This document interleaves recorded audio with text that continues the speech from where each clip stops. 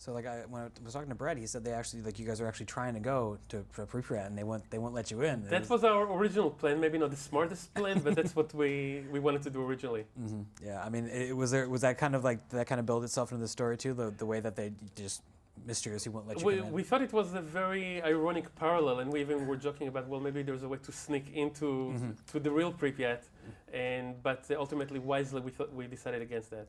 So like it seemed like a lot of the script kind of evolved throughout the process. Like, I read that a lot of the dialogue was kind of came out of the rehearsal process. So yes, like, absolutely. So like, I mean, how much? I mean, were there other aspects of the story that kind of evolved as shooting went on too, or was it mostly the dialogue?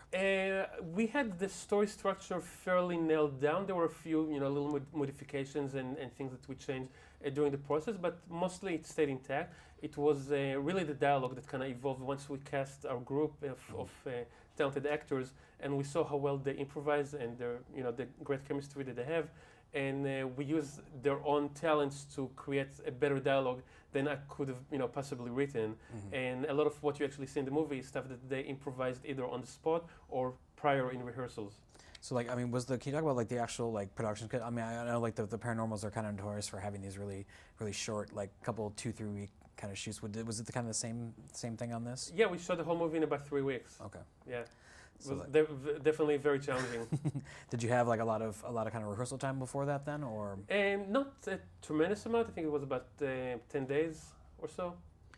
Okay, so like I mean, was there like the locations you actually used were Eastern European, and like was it a challenge to kind of find these places that were already kind of run down and had that abandoned feel to it? Absolutely, we knew that the one thing we had going for us is that Brad has a very strong background in visual effects, so we knew we could always augment the locations, with CGI, but we still need to have a very strong foundation.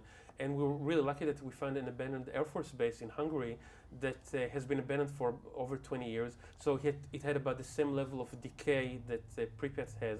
And it was built at about the same time as Pripyat. So it had the exact same look, and it was this huge area that we got to use, and that was really what made the movie possible. Nice. So I mean, is there like can you talk about like just getting the cast together, I guess. I mean, it was such a eclectic group of kids in this, and you could have easily gone like many different directions. So like, can you talk about like what you're really looking for in like this group of kids? Yeah, we're looking for people who feel like very kind of like all-American, very relatable and charming. So you can say these are the kind of people I know from college or my friends, or you can see yourself as maybe being one of them.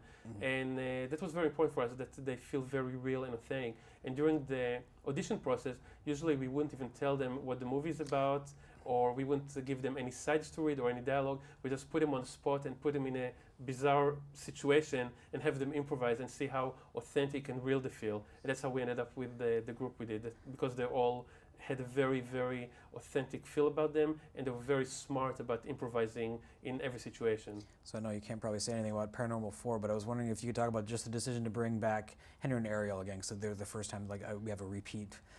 Unfortunately, I can't confirm or deny any rumors, whether or not they're true or not, but I don't make any comments about any future projects. The only thing I can say is that it's coming out October 19th. And the rest of the questions I'll be happy to answer when we get closer to the date. So just what would you like to say to anyone who's curious about Chernobyl Diaries, about why they should check it out in theaters this weekend?